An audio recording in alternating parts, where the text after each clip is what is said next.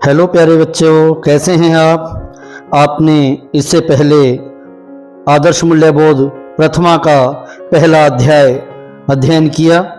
आज हम आदर्श मूल्यबोध प्रथमा का दूसरा अध्याय जिज्ञासु अर्जुन अध्ययन करेंगे।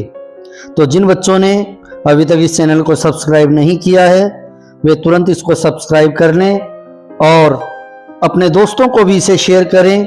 और बच्चों, कोई आपका डाउट हो, कोई शंका हो, कोई प्रश्न हो तो कमेंट सेक्शन में जरूर लिखें।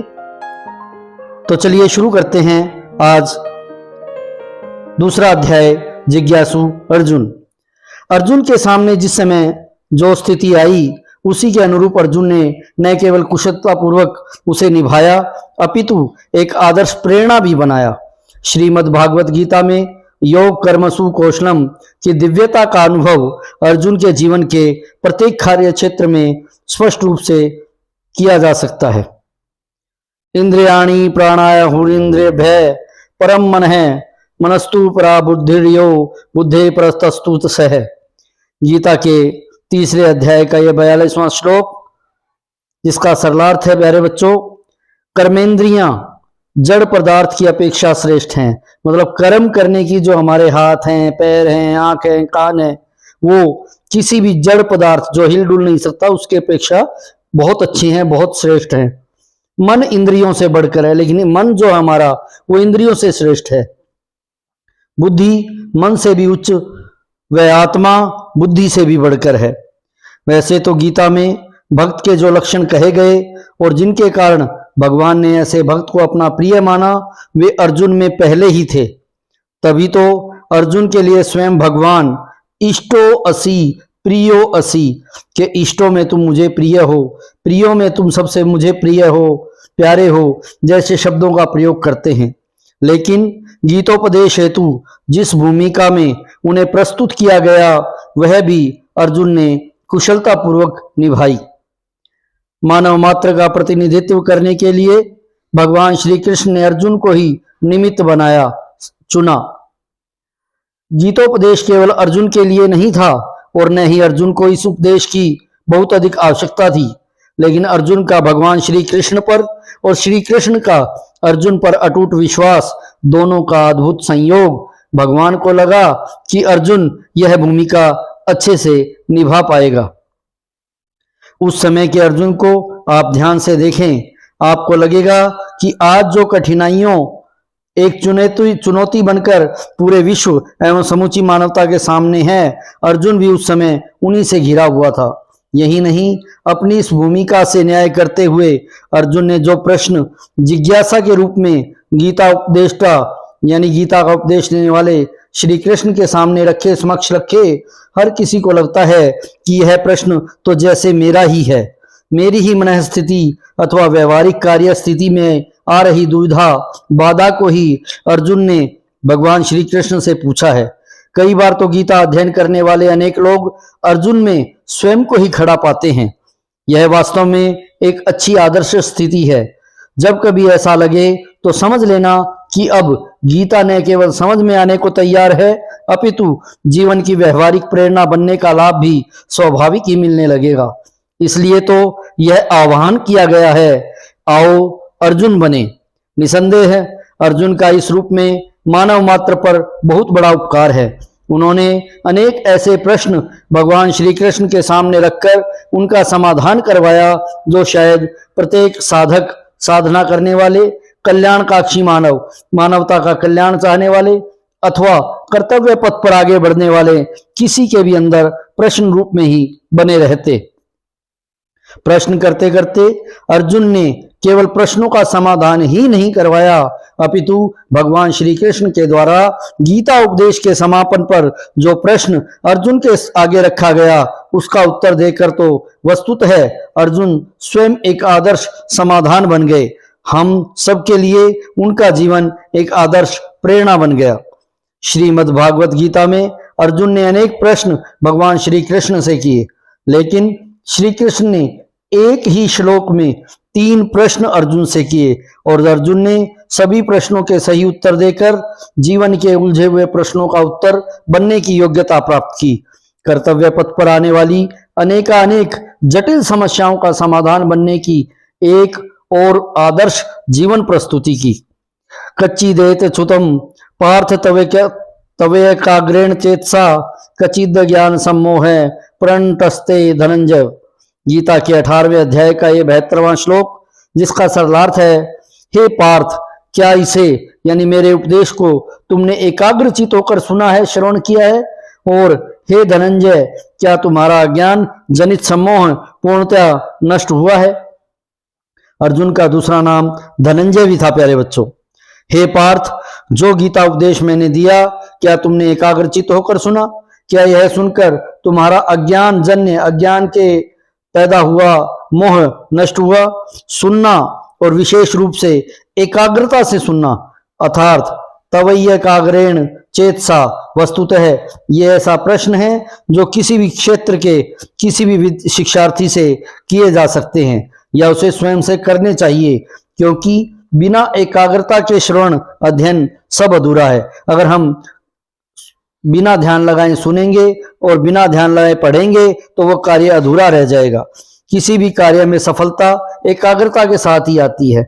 ऐसा अर्जुन के प्रारंभिक जीवन प्रसंग में हम देख ही चुके हैं। अगर हम अर्जुन के प्रारंभिक जीवन की बात करें प्यारे बच्चों, तो चिड़िया की आंख में निशाना लगाना उनकी एकाग्रता का ही प्रमाण है। यह बात भी ध्यान देने योग्य है कि जिज्ञासाएं भी तभी उठती है जब एकाग्रता से सुना जा रहा होगा। जो बच्चा कक्षा में एकाग्रता से नहीं सुनता, उसके अंदर प्रश्न भी नहीं उठते और वह उन प्रश्नों को पूछ भी नहीं पाता। अर्जुन के द्वारा रोमांचित करने वाला उत्तर दर्शाता है कि अर्जुन जैसा बनकर ही ऐसा परिपक्व, साहसी, आत्मविश्वासी तथा कर्तव्यनिष्ठ जीवन संभव है। नष्टो मोह स्मृतिर्लब्धा तत्व प्रसादान में अच्युत स्थितो अस्मि गत संदेह करिष्ये वचनम तव। गीता के 18वें अध्याय का 73वां श्लोक, जिसका सरलार्थ है प्यारे बच्चों, अर्जुन ने कहा, हे अच्युत, आपके कृपा प्रसाद से मेरा मोह नष्ट हो गया है और मुझे स्मृति हो गई है, ज्ञान हो गया है। अब मैं संशय रहित हो गया हूं और मैं आपके वचन का पालन करूंगा।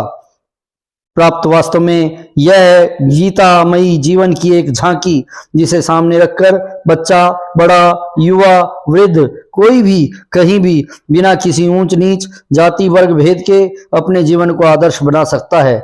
आओ ऐसी जिज्ञासा जगाएं, मन बनाएं, जीवन को जीना ही है। यह अनमोल दुर्लभ मानव जीवन जीने के लिए ही मिला है, तो क्यों न अच्छा आदर्श सामने रखकर अच्छे से जिया जाए। सोचो, क्या किसी भी प्रकार से दुर्योधन जैसा पात्र हमारा आदर्श बन सकता है, जिसका बिगड़ा जीवन अपने साथ साथ पूरे कौरव कुल के संहार का कारण बन गया? आदर्श बनने की बात तो बहुत दूर, तब से आज तक किसी ने किसी का नाम भी दुर्योधन नहीं रखा। लेकिन व्यवहारिक आदर्श प्रेरणाओं के रूप में अर्जुन नाम आज भी अमर है। आओ अर्जुन बने। आज पथ भ्रष्ट होते हुए युवा, तनाव, दबाव, अवसाद से ग्रस्त, भ्रमित, दुविधा के दो राह पर खड़े नौजवानों के लिए अर्जुन एक आदर्श प्रेरणा है। आज के युग की सभी समस्याओं व कुचक्र में धसी मानवता के लिए अर्जुन सरीखा जीवन ही युवाओं के लिए आदर्श है। एकाग्रता, आत्मविश्वास, उच्च मनोबल, संयम, सद्भाव, कर्तव्यनिष्ठा आदि जीवन मूल्य अर्जुन के आदर्श से सहज प्राप्त हो सकते हैं, जिनका वर्तमान में ह्रास यानी खात्मा, पतन मानवता के लिए गंभीर चुनौती है। यद्यपि ऐसी ढेरों प्रेरणाएं अर्जुन के जीवन में भरपूर हैं, लेकिन यहाँ कुछ एक जो भी सहज स्वाभाविक लेखनी में उतरी उन्हें ही लिया गया है। बस एक ही भाव, एक ही लक्ष्य की साथ कि आओ अर्जुन बने। कैसे होगा, क्यों होगा कि दुविधाएं छोड़कर बस मन बनाएं। एक अच्छे आदर्श जीवन का लक्ष्य, अच्छा भाव, सच्चा पक्का विश्वास पक्का, इस सूत्रात्मक भाव को लेकर जब आगे बढ़ेंगे तो विश्वास करें श्री कृष्ण कृपा स्वतः साथ हो जाएगी और तब हम अपने साथ औरों को भी हाथ फैलाकर खुले भाव से कह पाएंगे, आओ अर्जुन बने। तो प्यारे बच्चों, जब हम पक्के विश्वास के साथ, सच्चे भाव के साथ किसी कार्य में आगे बढ़ेंगे तो भगवान की कृपा हमारे साथ अपने आप हो जाएगी। आओ बने अर्जुन हम सब, मन में दृढ़ विश्वास लिए, कर्तव्य पथ पर बढ़ते चलें, गीता प्रेरणाओं की सुवास लिए। तो प्यारे बच्चों, ये था हमारा दूसरा अध्याय, जिज्ञासु अर्जुन। जिज्ञासु का अर्थ होता है जानने की इच्छा रखने वाला। आइए अब इनके प्रश्नों को देखते हैं। भगवान श्री कृष्ण ने गीता ज्ञान के लिए किसे मानव मात्र का प्रतिनिधि बनाया? तो भगवान श्री कृष्ण ने गीता ज्ञान के लिए अर्जुन को मानव मात्र का प्रतिनिधि बनाया। जिज्ञासु का क्या अर्थ है? जिज्ञासु का अर्थ है प्यारे बच्चों, जानने की इच्छा रखने वाला। हमें अपने आप से प्रश्न क्यों करते रहना चाहिए? हमें अपने आप से प्रश्न इसलिए करते रहना चाहिए ताकि हम अपने जीवन और अपने कर्तव्य को जान सकें और जीवन पथ में सच्चाई के साथ आगे बढ़ सकें। तो प्यारे बच्चों, आपकी समझ के कुछ प्रश्न हैं। क्या आपने कभी स्वयं द्वारा अच्छा कार्य करने पर अपना उत्साहवर्धन किया है? तो आप जवाब दें। आपने जब भी कोई अच्छा कार्य किया तो क्या आपने स्वयं की पीठ थपथपाई है, स्वयं को प्रोत्साहित किया है? तो आपने इसका जवाब देना है। दुर्योधन क्या किसी का आदर्श हो सकता है? दुर्योधन का मतलब है यहाँ पर बुरे कार्य करने वाला। दुर्योधन ने अपने बुरे कार्य के द्वारा ही अपना नाम जो है, अपने कुल का नाम जो है खराब कर दिया। तो क्या ऐसा व्यक्ति किसी के लिए आदर्श प्रेरणा हो सकता है? तो अगर आप इन प्रश्नों को सोचें, इनके उत्तरों को लिखें। तो प्यारे बच्चों, ये था हमारा दूसरा अध्याय। और अब आपको अगर अभी भी कोई शंका है, कोई प्रश्न है, तो आप कमेंट सेक्शन में लिख सकते हैं। बेल आइकॉन जरूर दबाएं ताकि जैसे ही अगला लेसन अपलोड हो आपके पास नोटिफिकेशन आ सके। तो मिलते हैं बच्चों अगले अध्याय में शीघ्र ही।